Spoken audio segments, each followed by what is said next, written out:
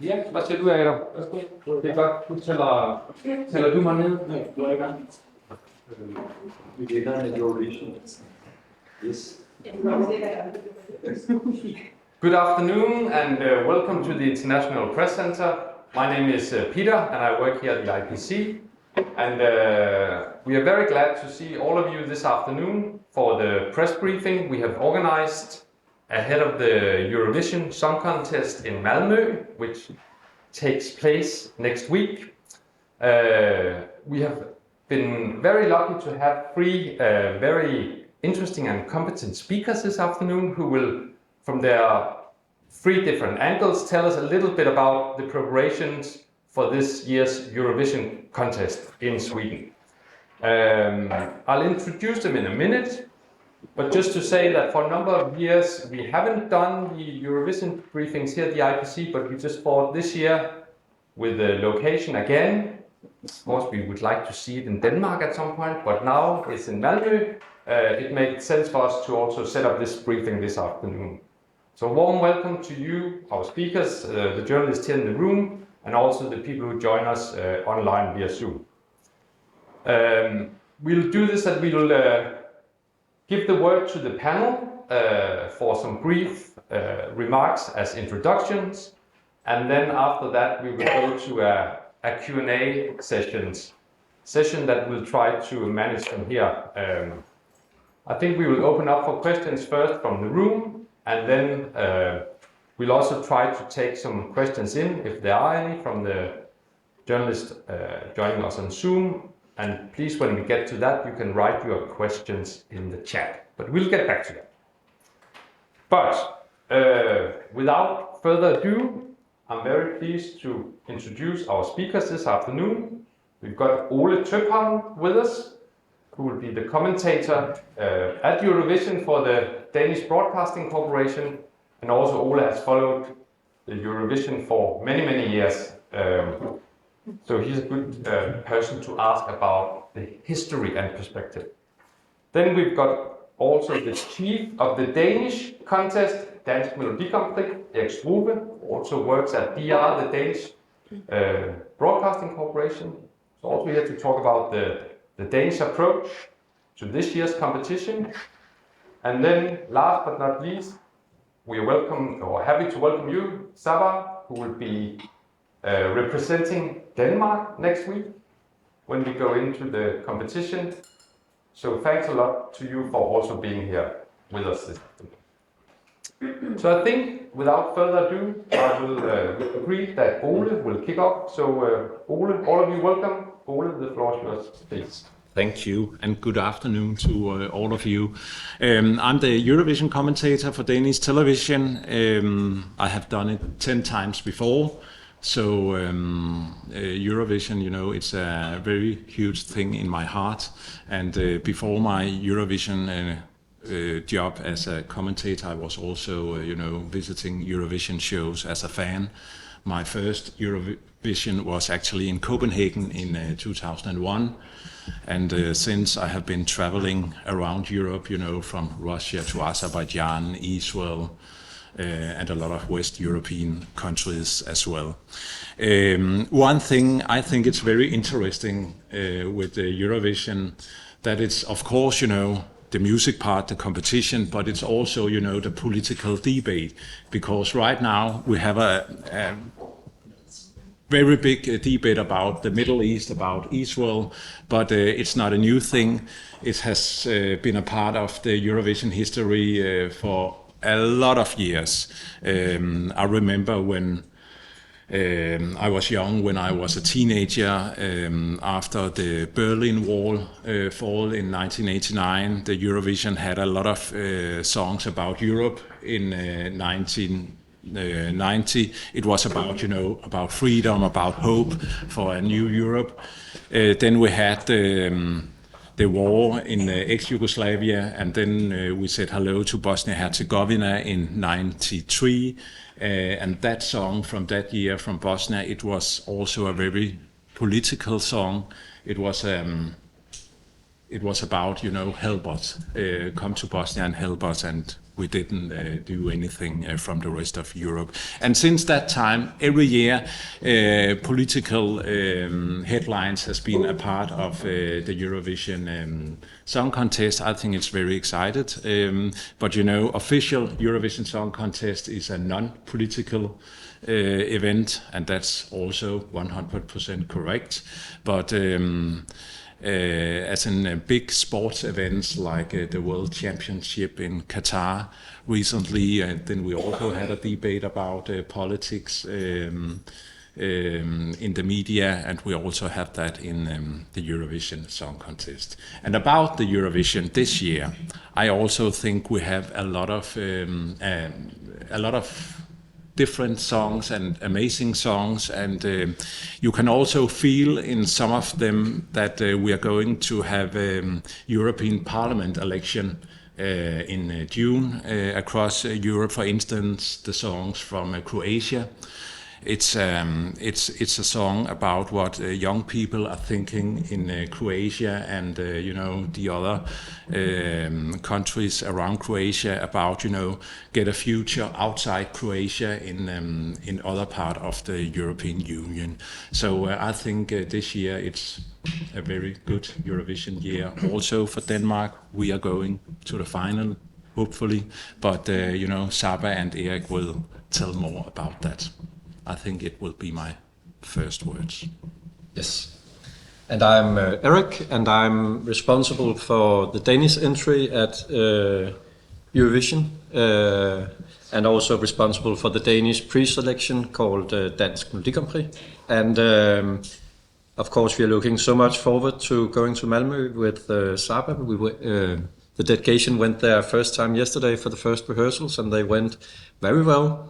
Of course, there's more than a week to the show, but so we'll still do adjustments. But it's looking really good, and it's really going to be, I think, what we dreamed of. So that's exciting. Eurovision is the culmination of a new approach and a strategy that we've been working on at Danish Broadcasting Corporation in the Danish pre-selection, and also have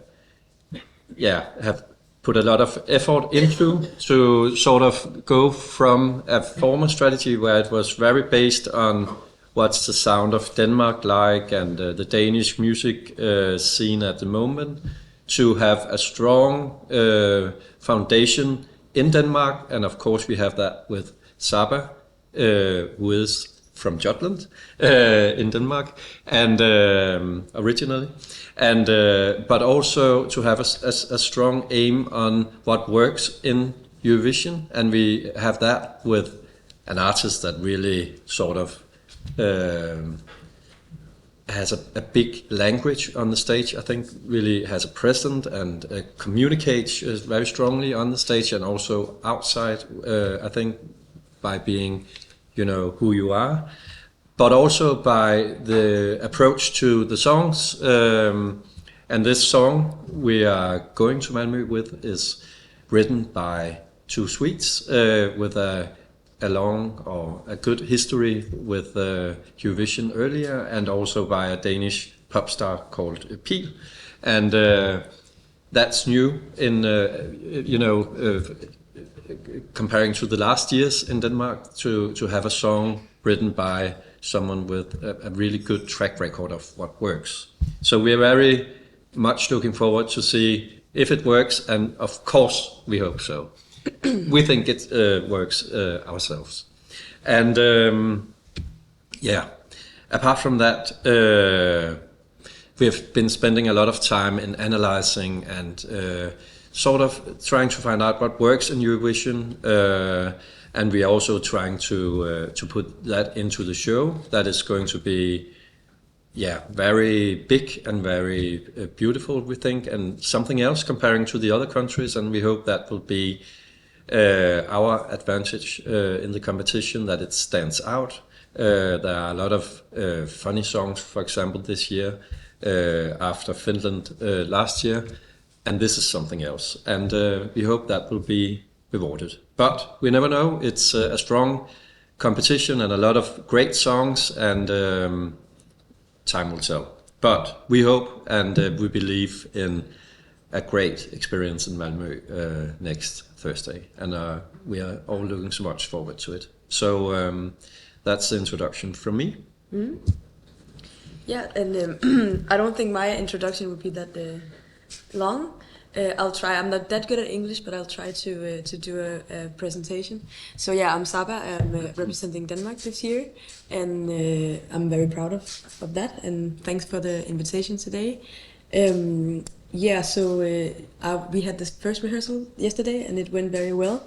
It was nice to be there and focus on the music and the staging and what it's all about. Singing.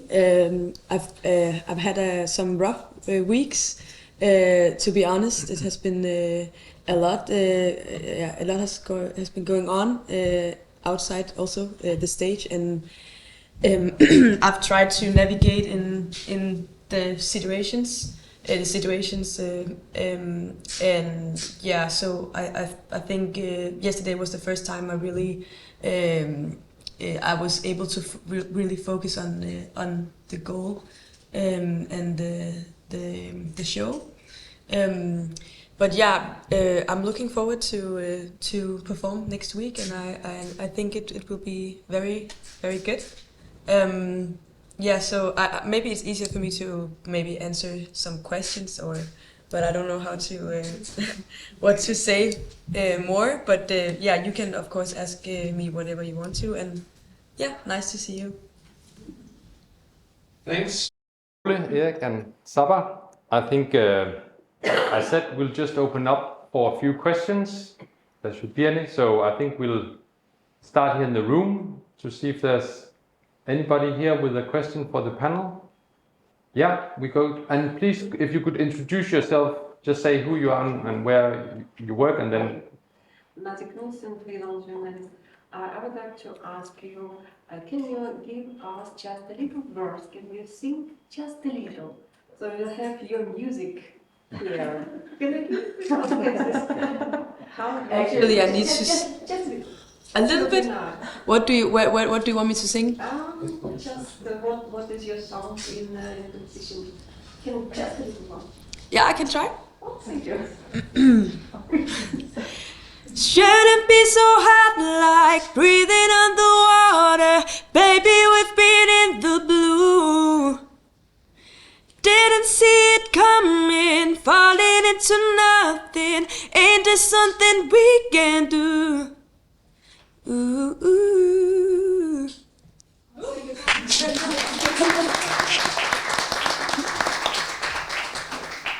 Thank you. That Yeah. was very nice. I mean, it was if you should have had some backing track. Yeah, that would be nice. I mean, I guess live is much better. Yeah. So thanks a lot. Sounded great. Osama? Yes. Yes, please. My name is Osama. I'm working for Jordan News Agency. When I go to the hard questions, as you've been introducing, the invitation with us here is that queer woman of color that's you coming and representing Denmark. My question is that last week, the queer Palestinian organization had sent a message to all queer organizations in Europe and to countries here in Europe to boycott the song contest.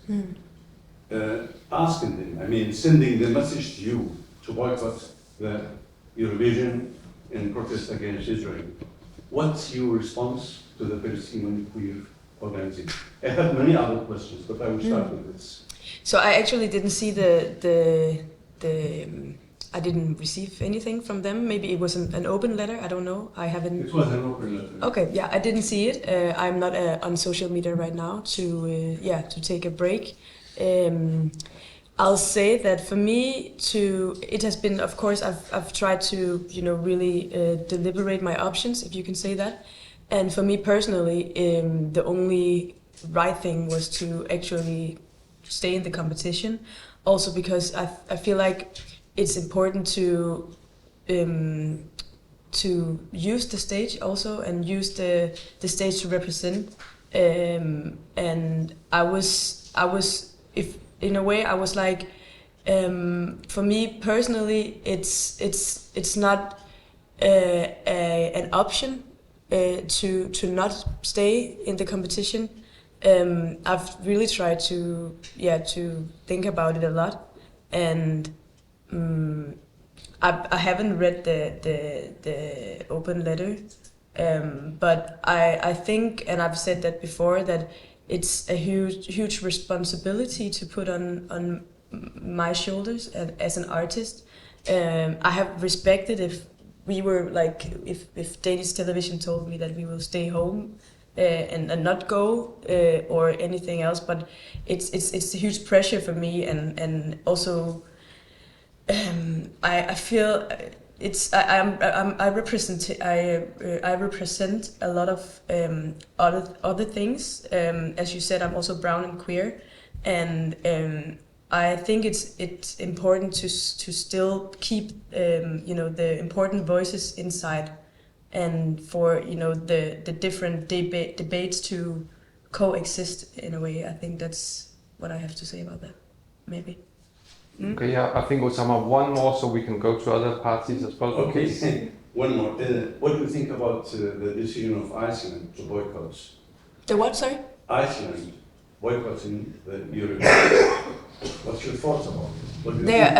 Iceland boycotting. Yes. No, they ended up not doing it. Every country is coming I don't to think. Malmö. I don't think we. Yeah, I think everyone is going. Yeah. Okay, that's mistaken. But I think they talked about it and then they Talked decided to about go. Iceland for Yeah. boycott. A lot of countries talked about Instead of that. that, Yeah, you can. Yeah, sure. Do you support that Russia is not allowed to boycott, to be in the contest?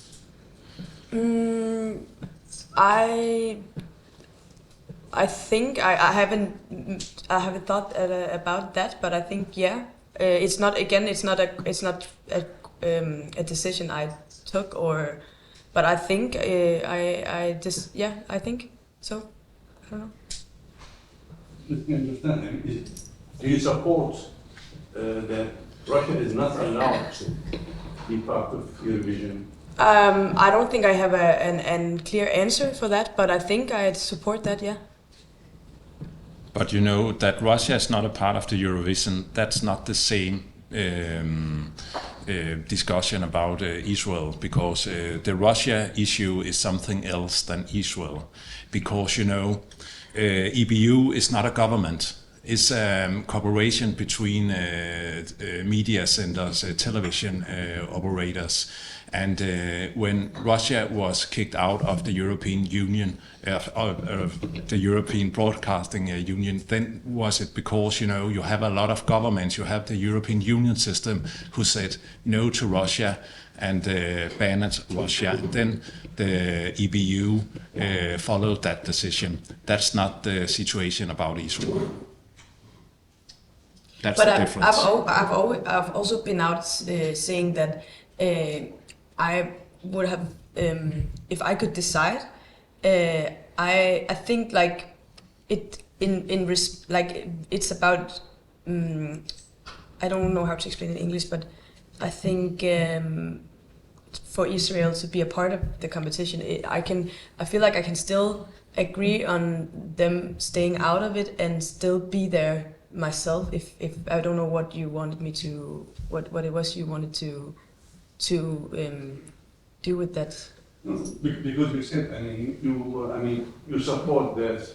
You would think that if Israel stayed out of the contest. That's what you said some weeks ago. Yeah. According to That what? Sorry. That you would prefer if Israel stayed out. I would prefer that they maybe did it out of respect for the other artists, because I feel like it has been they put a lot of pressure. Their presence just put a lot of pressure on our shoulder, the artist's shoulders, and I feel like for me it's also new to navigate in this kind of conflict, and I'm also young and I try to answer when I'm getting asked, and I've felt a lot of pressure from a lot of sides, So I've tried to do what I thought was the right thing to do, and that was to still stay in the competition and do what I can to represent, and yeah. Thank you. Yeah, we've got another question here in the room, but I'll just again say to the people on Zoom, please write in the chat if you've got any questions. But we'll keep an eye on that. And then, Pauline, please. Yes. Hi, my name is Pauline, and I'm a journalist from Holland, working for Dutch public television. And I have a question for Erik and for SABA. Erik, you've been telling that you have new approach, what works with the Eurovision. And I read also there was an analysis done by artificial intelligence, where SABA was actually one of the favorites, where they looked at the last 70 years and then looked at who is going to win. And I was just wondering if AI was also used in your new approach. And SABA, I have a question for you as well. You've been, you said that it has been a tough couple of weeks and you have felt some pressure. Can you elaborate a little bit on that? What kind of pressure and how you are trying to cope with that? Yeah, I can start if I, or you can start. I don't You know. can start. So yeah, when I say a lot of pressure, it's like a lot of debate is going on social media, and sometimes it's getting very personal. And I think I'm in the middle of a conflict where people have strong opinions from both sides, if you can say that. So yeah, I've just received a lot of messages, and people can be very personal in their approach, also on the streets and stuff. So I've really tried to to take care of myself, but because I've also been very open about my mental health. I've struggled a lot with my mental health, and I still do. So of course it has been tough to deal with the pressure and the press too, and you try to say something and then someone writes something and takes something out of context, and people never got to really get to know you when you're like a public offentlig person, like a public figure. Yeah. So it's new for me to navigate in this, and in that, so it has been a lot. Thanks. Yeah. And the answer to the AI question is that we haven't used that, but it sounds very interesting. And it would be, I haven't heard about that analysis, but it sounds very interesting. And of course, I like the result. But no, we looked on the last 3 years of the Eurovision and which songs worked and what sort of artist and what sort of show and so on. And try to categorize us into, some categories of big songs or, hyperpop or whatever.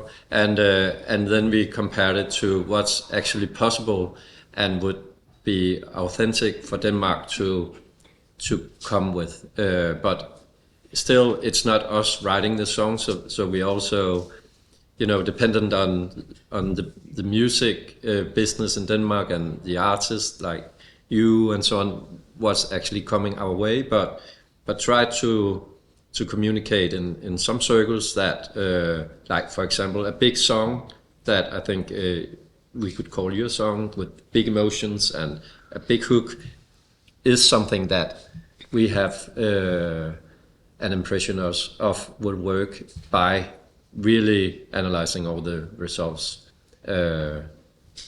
track by track. So, but AI could be a new step in the next years. Okay, yeah. So thanks for the inspiration. Do you speak Danish?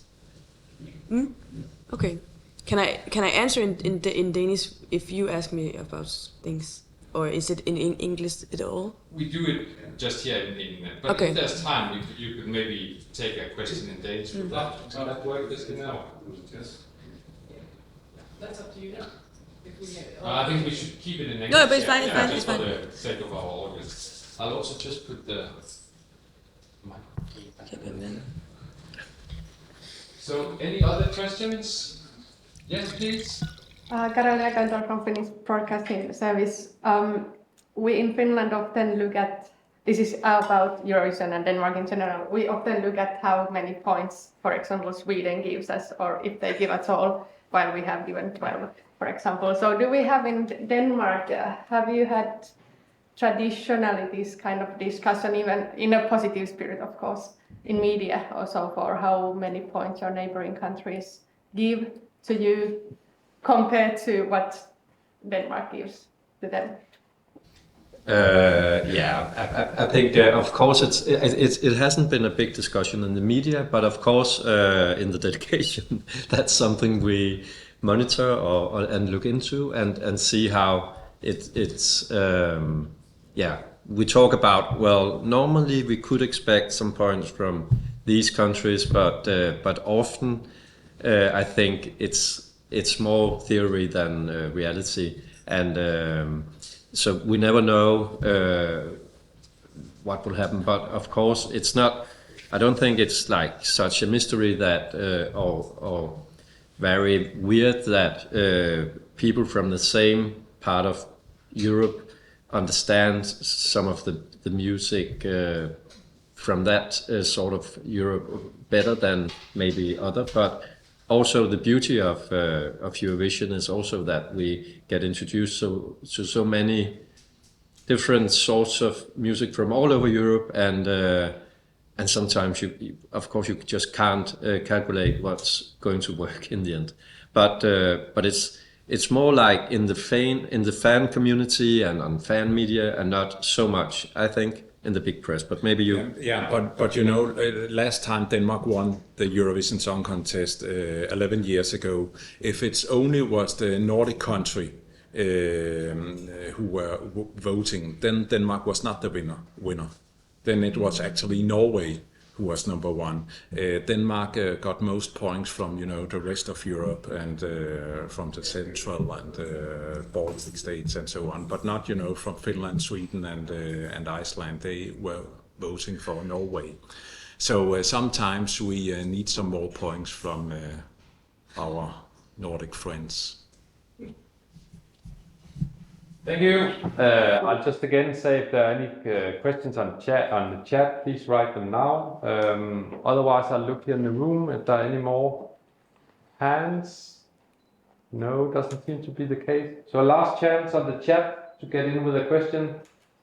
Otherwise, I think maybe for all three of you, just the venue in Malmö, the city of Malmö, what's it gonna be like? You've been there. Any thoughts you want to share on the setup? For some Danish people call it Copenhagen M. Like in Copenhagen, we got some different areas with a letter in the end, and some of us call it Copenhagen M because it's so close to Copenhagen and just like 15 minutes away almost. So in a way, it's sort of our home away from home, and of course, I think there will be quite a few. I've read some numbers of where all the fans and the audience is coming from, and quite a few Danes are coming. So of course, that's good and interesting for us. But yeah, and it's also, I think it's looking like a very nice arena, and yeah, we're looking. I think it's fun. Also, of course, it takes more place in the Danish minds that it's just, you know, so near Denmark that it's going on. So I guess also there will be like more attention on it comparing to when it's in other parts of Europe. Yeah, it's a very important arena actually for Denmark.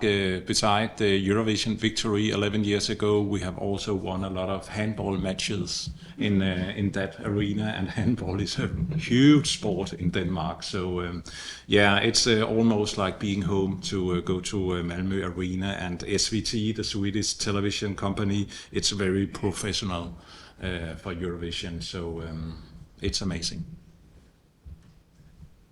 Thank you. I think if there aren't any more questions, we'll say thanks a lot to Ole, SABA, and Erik for coming. And Good luck. and I think on behalf of all of us, wish you very good luck next week. It's going to be exciting how it goes. But thanks for coming here today. Thanks a lot.